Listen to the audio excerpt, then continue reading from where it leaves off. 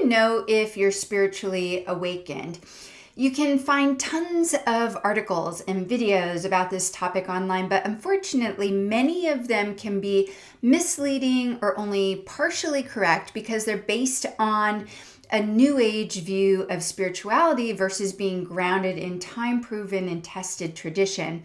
So in this episode of the Karmic Warrior Podcast, we'll go straight to an ancient text that's been used by yogis for thousands of years to guide them on their journey of spiritual awakening. So stay tuned.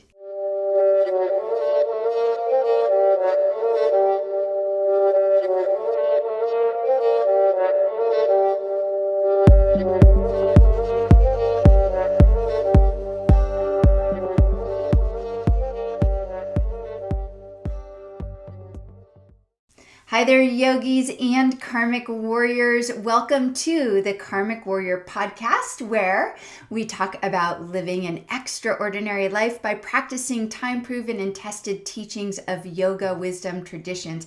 I am your host, Lisa Engles Witter, and the goal of this podcast is really quite simple. It's to make it easier than ever before for anyone to find happiness and fulfillment in their everyday life by using the wisdom teachings that have already been passed down to us for millennia.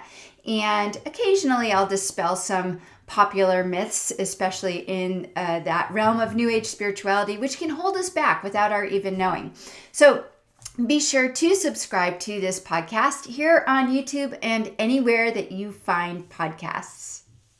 Now, maybe one of the biggest challenges that my clients come to me with is that they find themselves repeating the same lessons, stuck repeating those same lessons over and over again in life. And most of them are frustrated. They're at a loss because they've already done years of the work. They've already done therapy, coaching.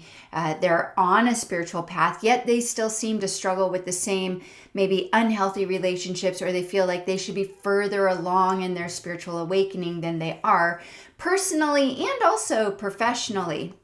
So if you can relate to that, then I invite you to head on over to www.karmic-warrior.com to grab my free report on why you keep getting handed that one lesson in life, even though you've spent years doing the work. This free report reveals the secret about harnessing the law of karma to finally break free of that one lesson so that you can live a freer, fuller life right now. And I put the link in the description below on YouTube. So let's begin with defining what spiritual awakening is. There is a ton of stuff out there on the internet that you can find, and I think it can be confusing sometimes. So we're going to, of course, look at that term, spiritual awakening, through the view of yoga wisdom. So in this view, an awakened person is simply someone who has realized their true self, whose identity is grounded in knowing what their true nature is. And in yoga tradition, it said that our true nature is consciousness, is also referred to as awareness or Buddha nature or essence nature. These are all the same terms for what yoga refers to as the true self. So an awakened person from this view is self-realized. This is what self-realization is.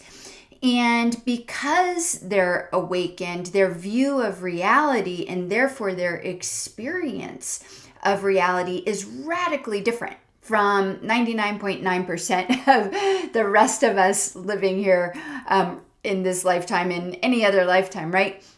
Because an awakened person is continually connected to this never-ending, really, they're tapped into this endless, maybe that's a better word to say, this endless reservoir of awareness, consciousness, joy, bliss, also called ananda, no matter what is happening in their outside world. Anything could be happening. All of the challenges of life can be thrown at them, and they're still able to be grounded in their true nature.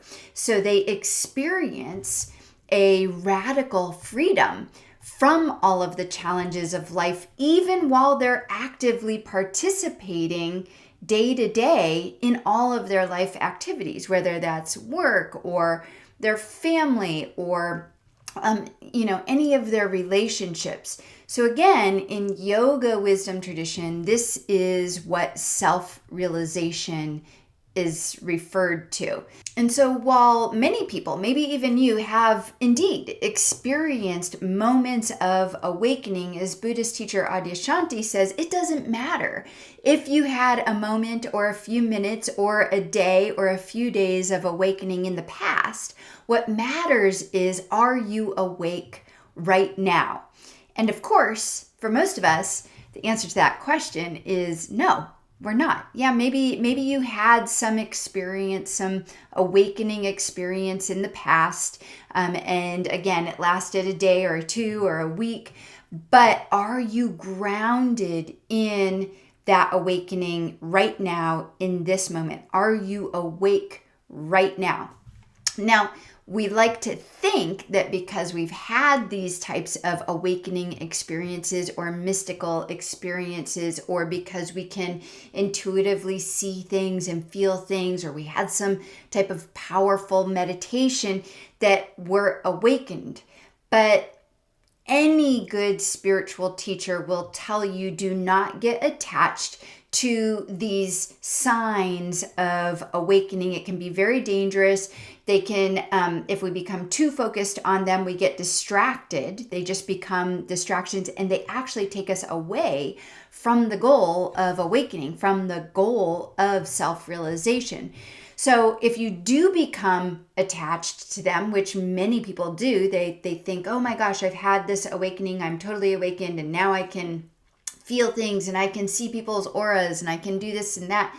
They just become those things, those signs, so to speak, just become another form of unhappiness and suffering, because those are just impermanent phenomena that come and go. They don't last.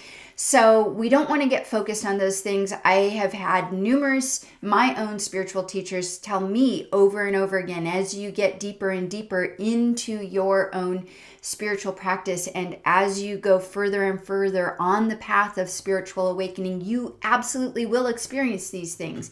You will have visions. You will have flashes of light during your meditation. You will maybe hear sounds, and all of these things I've experienced, and I have been warned over and over and over again, don't care about those things. It doesn't matter. They don't mean anything. So it's almost like whatever those signs are of spiritual awakening, a true spiritual teacher will tell you, ignore those. Just forget about them. They're going to happen, but just ignore them. Don't get focused on them.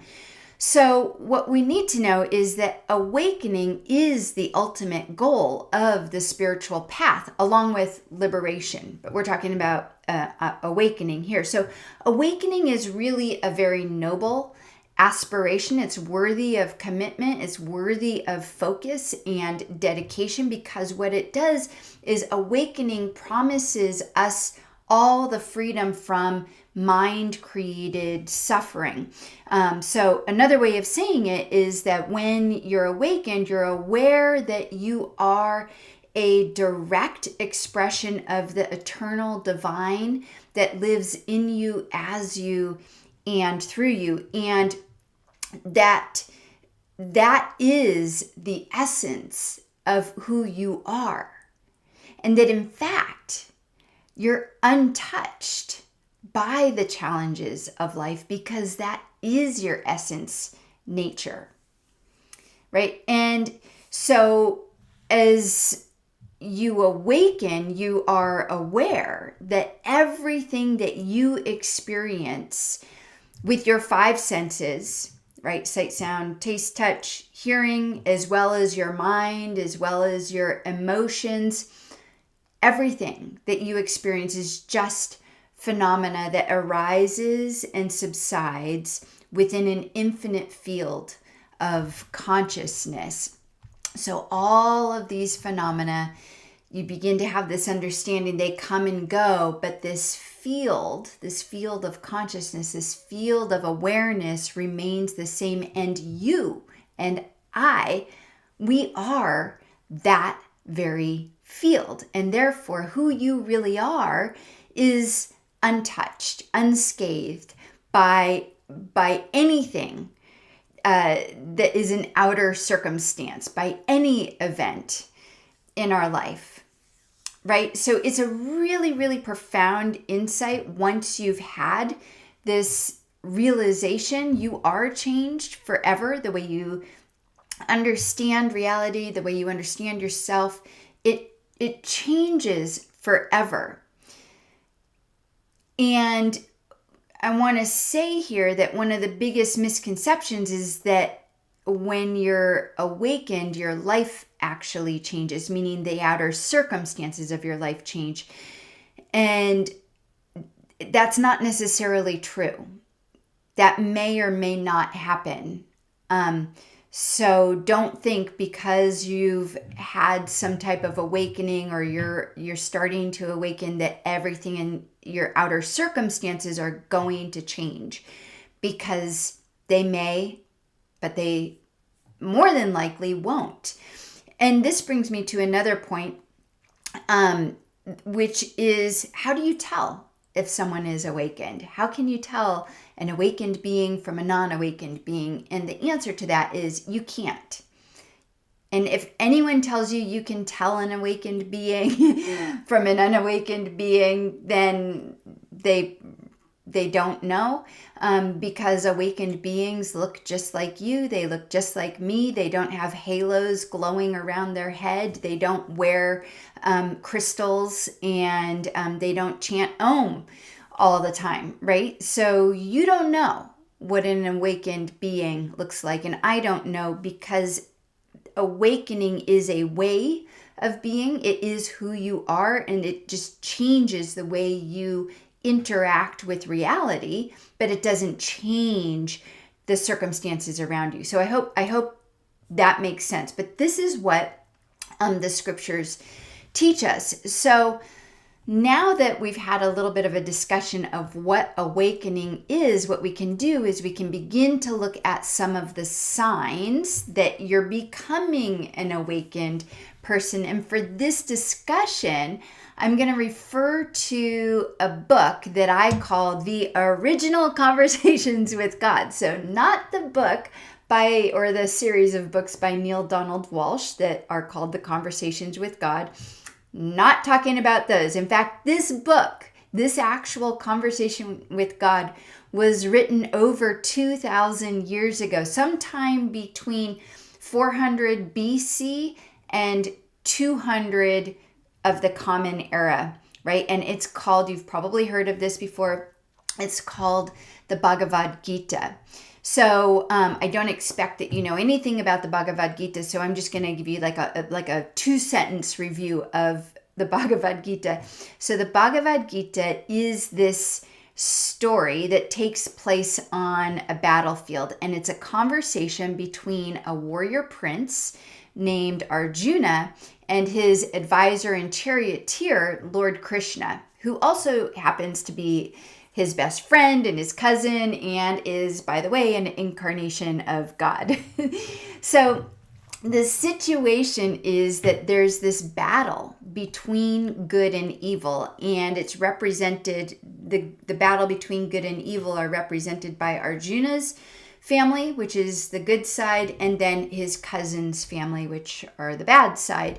And so what's happening in this story is that there are mutual friends and family members fighting on both sides in order to gain rule of the land. And this story begins when Arjuna sees he's on the battlefield and the battle is about to be started, and Arjuna looks across the battlefield and he sees all of his friends, his uncles, his cousins, his comrades on the opposing side, and he loses heart. He becomes completely filled with self-doubt, and he refuses to take part in this battle because it's going to result, of course, in death on both sides. So the rest of this text is this conversation with God. Arjuna is having a conversation with Krishna. And in this conversation is all about what constitutes moral and ethical behavior. What is the proper understanding of the true nature of ourselves and reality? And ultimately, what is the meaning of life and the nature of the divine? So all of these things are covered in the Bhagavad Gita.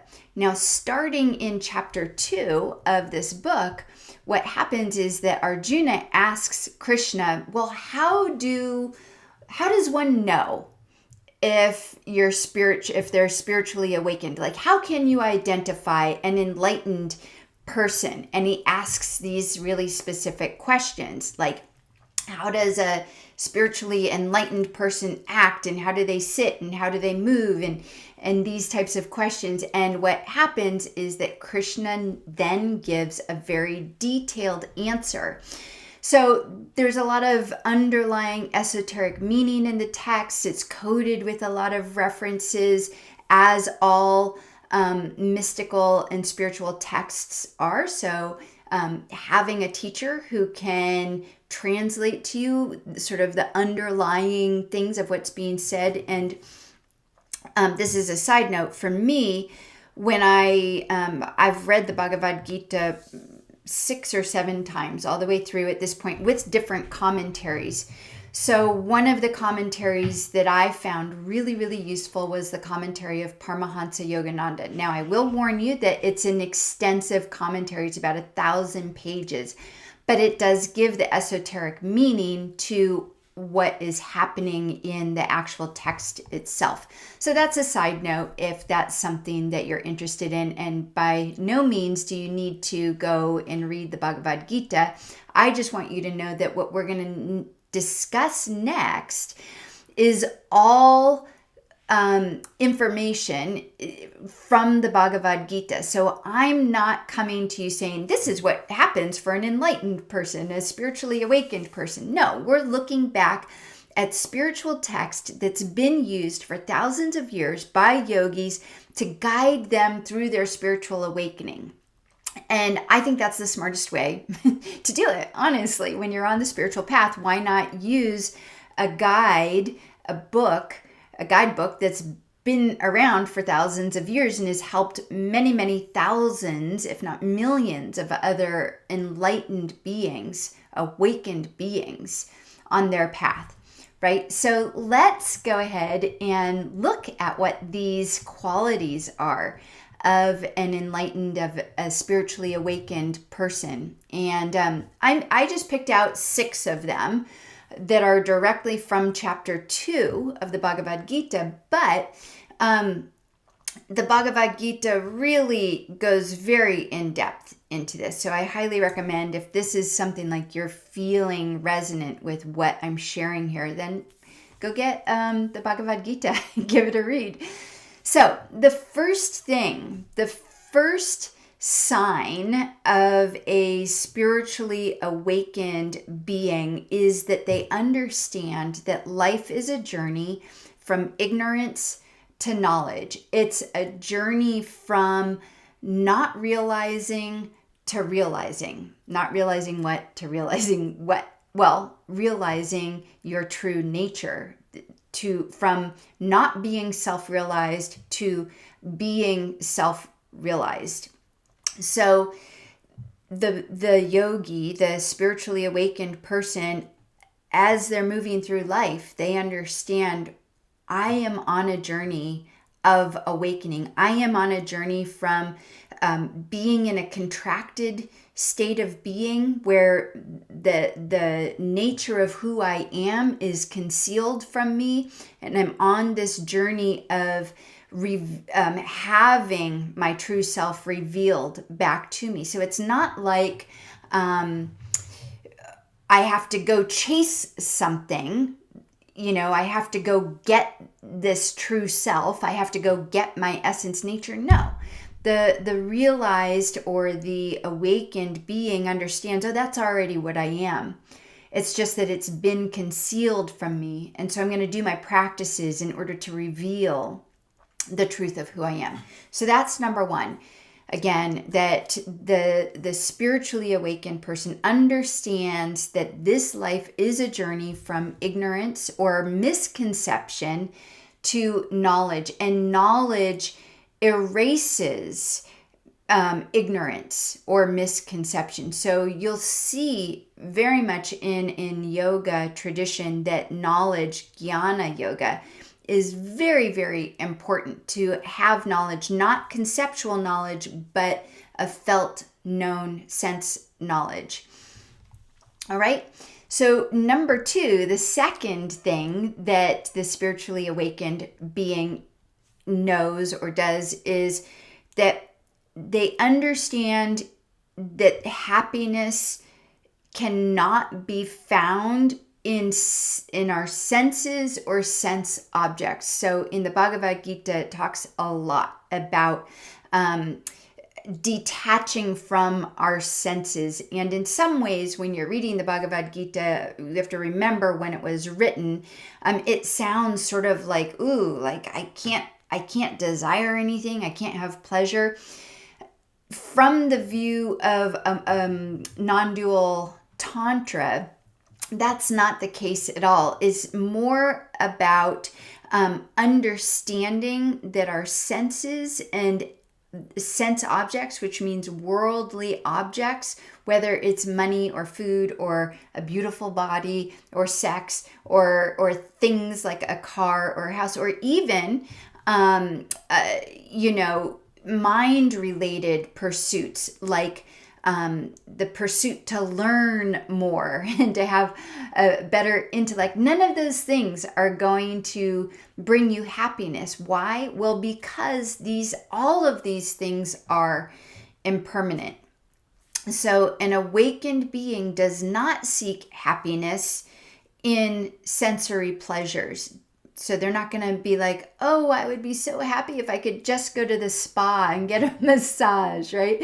Or I would just be so happy if I could, have this special crystal and be able to go to that retreat. That's all spiritual materialism, right? So they don't seek happiness in those sensory pleasures. Now, the third thing that would identify a spiritually awakened being is they're also not controlled by their mind or their emotions. This might sound familiar to you if you're used to Buddhism or any of the teachings in Buddhism, because this is really where the Buddhist teachings focus, is on mind-created suffering. And so the awakened being is not controlled by the mind or the emotions, because they realize that mind and emotions, so thoughts and feelings, those are just passing phenomena. We can't control them and they come and go.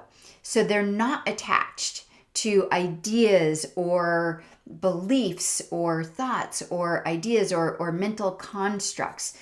So it's said that the mind of an awakened being is very much like an ocean. So if you think of an ocean, there might be waves at the top of the ocean that look chaotic and stormy, but deep underneath those waves, deep within the ocean, it's always calm. There's no movement happening at the floor of the ocean. It's as still as can be. And specifically, an awakened person,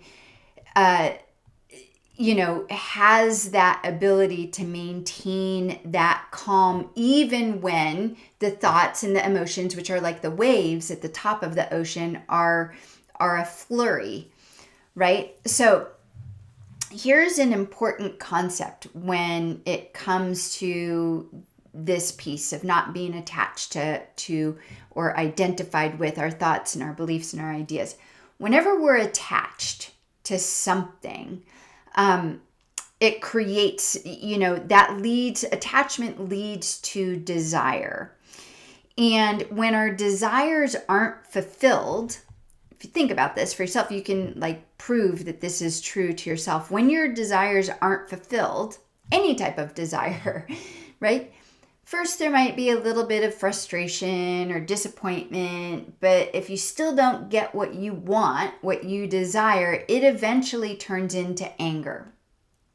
And when we're in a state of anger, it leads to an inability to see a situation or a circumstance as it really is. So we have lack of judgment, lack of discernment, and then we take action that maybe we shouldn't take.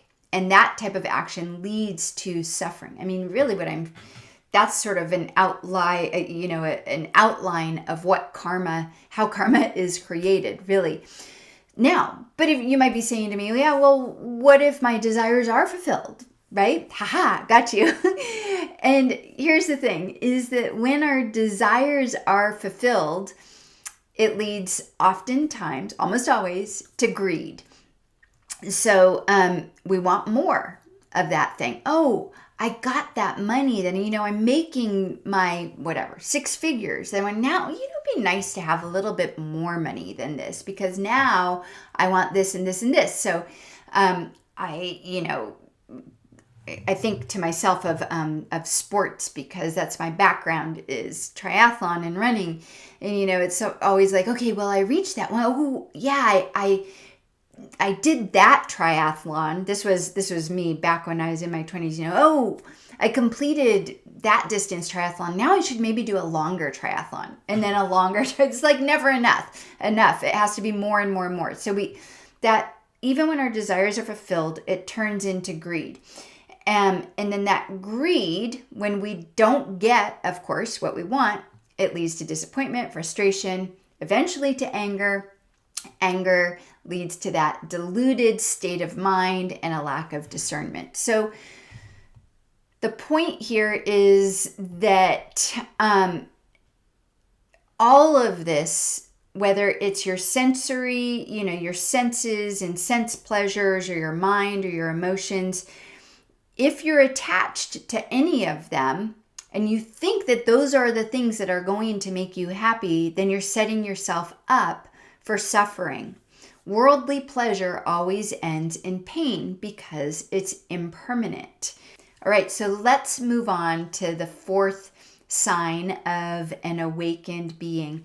And that is that an awakened being, this is something that I sort of already alluded to before, an awakened being is someone who is grounded in their true self, which also means that they're grounded in wisdom and freedom and joy, right? And now this requires quite a bit of regular spiritual practice that is geared towards cultivating an awareness and a knowledge of the true self, and then being able to be grounded in or have a center of gravity in the true self. So again, all of the teachings tell us that meditation is a must. And it thrills me to know that meditation is becoming so popular these days and that so many people have hopped on board with meditation. But what I will say is it's not just any meditation that will do this. You can't just do, some meditation to your guide or a meditation to relax. That's not the type of meditation that's going to lead to an awareness of your true self. So there is required a specific type or types of meditations, and these are all taught in yoga tradition. So what happens is that when an awakened being has their center of gravity in their true self, then they're able to remain neutral no matter what's happening in the face of both good and evil. Whereas the average person, the rest of us, react to good and evil with either pleasure or pain, right? Something good happens, we get excited. Something bad happens, we get upset. An awakened person is able to sort of hold equanimity and not get overly excited when something good happens and not get overly upset when something bad happens, because they know that in either case, good or bad, they're impermanent. Those situations are going to change. Something's going to happen. So this neutrality, I want to point out, isn't a heartless indifference, because they see that in its unbounded freedom and autonomy, that the divine expresses itself in every imaginable way. So I'm going to say that again because it's really critical here. An awakened being understands and they see that in its unbounded freedom and autonomy, the divine expresses itself in every single imaginable way. The divine expresses itself as evil people and evil situations. And the divine also expresses itself as good people and good situations. They're all expressions of the divine. It's just that one expression is a concealed expression of the divine, or a contracted expression of the divine, and the other is a revealed or an expanded or completely uncontracted expression of the divine. But they're all the divine. And this is literally how an awakened being sees everything. They understand that it's our attachment to the stories and the ideas and the beliefs that some things or some people are good and other people and other things and situations are bad, and that's what clouds our ability to see and to perceive as the awakened person sees and perceives. The average person, you and I, we're controlled by our mind. We're controlled by our emotions, and therefore we become, as Paramahansa Yogananda called it, we become an excitable mix of delusion and influenced actions and reactions, right? We're just like, blah! We're just, things just happen, and we just react in this way and that way. That's what happens to the average person, right? An awakened person, they're gonna live and move in a body and a mind and an external environment just like everyone else. Like I said before, they're going to look like the rest of us, but in their wisdom, they know the true nature of reality. So they're not shaken by anything that isn't real. And when I say anything that isn't real, anything that isn't permanent, right? So again, this all takes quite a bit of practice, which brings me to another quality of the awakened person, which is discernment. I'm sort of putting it under this category here. The awakened person is able to know truth from falsehood. They're able to see all situations, circumstances, and events without the veils of conditioned ways of thinking and being. So really, a key point here is that the awakened being, this type of person's life and their circumstances, I'm making this like really, I really want you to get this, that it might look just like your life looks. They might have health issues. They might have financial problems. They might have any number of challenges that arise in their life. However, they're truly, truly unaffected by them. They're truly able to hold a place of equanimity. In fact, many famous mystics and enlightened and awakened beings have suffered from illnesses and cancers, and they were reported to still be, in divine joy and contentment despite their experience of pain, like actual physical pain. So this comes very naturally to an awakened being, not so much to the rest of us that are on this path. So let's look at the fifth sign of an awakened being, and that is that the awakened person knows this one thing, and that is that everything is what I am, appearing as that. There's a really famous mantra, so hum, or hum so, or hong sa. Doesn't matter which way you say the mantra. What the mantra means is I am that. So I am that, same thing as everything is what I am, appearing as that. Now I will tell you that this is something that I hear all the time, and I feel more like it's lip service. People give lip, oh, we're all one. We are all one. And yet they turn around and their actions clearly indicate that they don't really understand that teaching, that everything is what I am, appearing as that.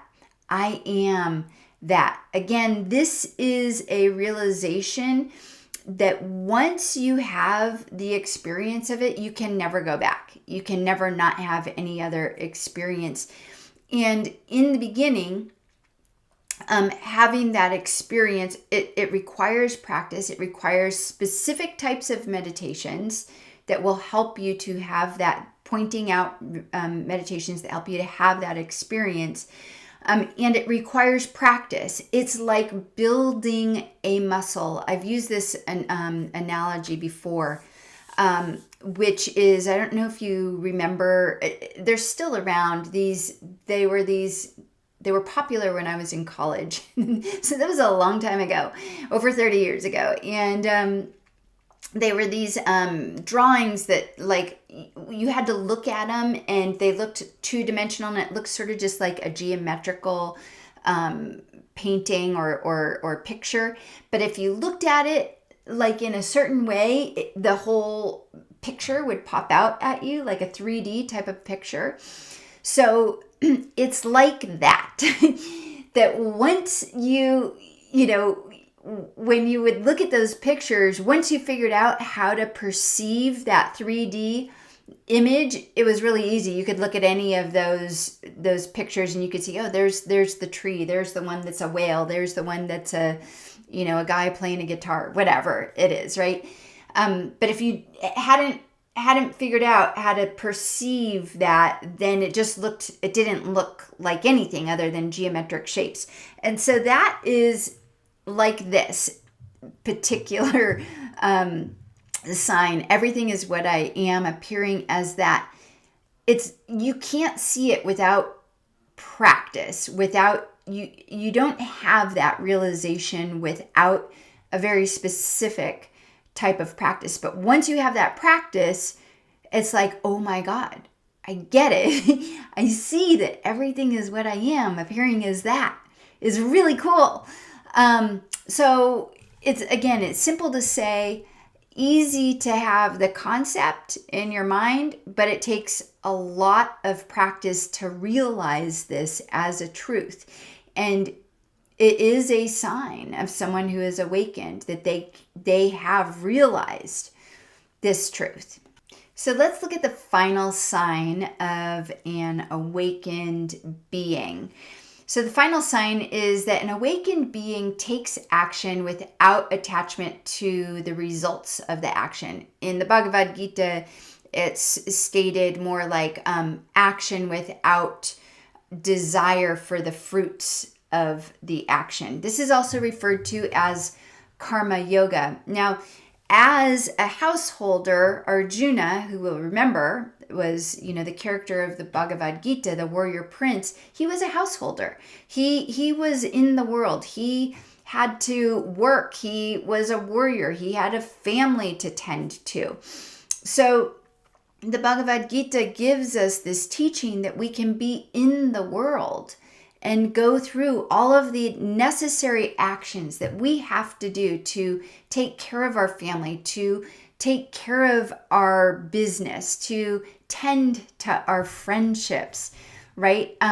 But we can be detached from the fruits of our action. We can be detached from the results of our actions. So again, this is referred to in the Bhagavad Gita as karma yoga. And what we're doing in this case is, again, we're acting in the world, but we have an understanding, or an awakened being has this understanding that this body and this mind is simply the vehicle for the divine to express itself and interact with the world. So the awakened being has a very keen understanding that I am the divine living in, through, and as this personality, right? I am the divine expressed through this particular body.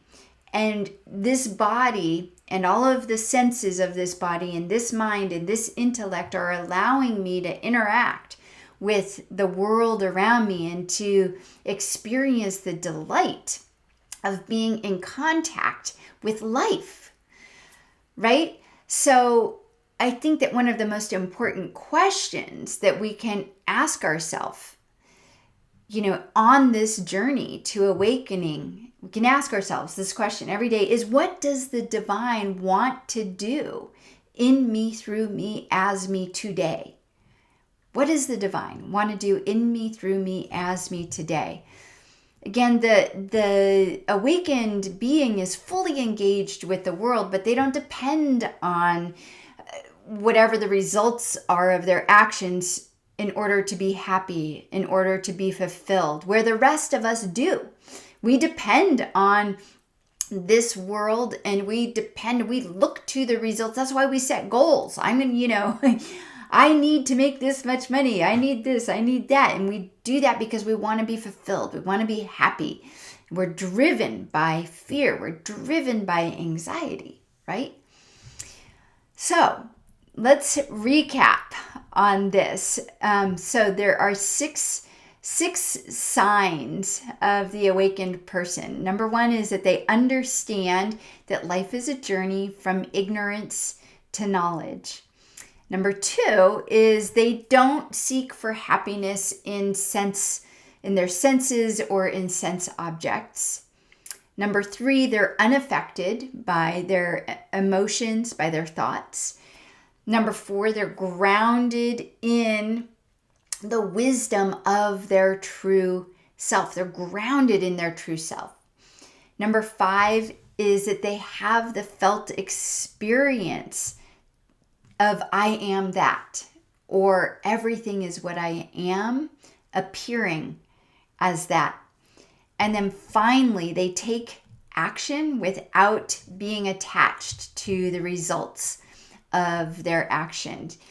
So for all of the rest of us who are on this journey, on this path of spiritual awakening, these 6 signs are actually telltale signs of an awakened being, and they're actually pointers to us for what we can do in our spiritual practice, what our goal is, what is our aim for our spiritual practice.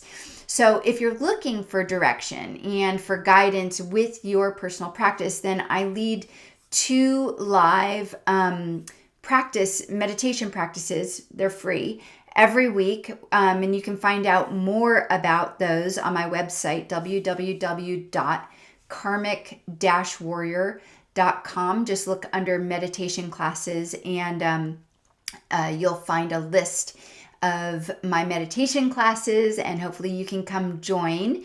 And while you're over there on my website, do remember to pick up my free report on why you keep getting handed that one lesson in life, even though you've spent years and years and years doing the work.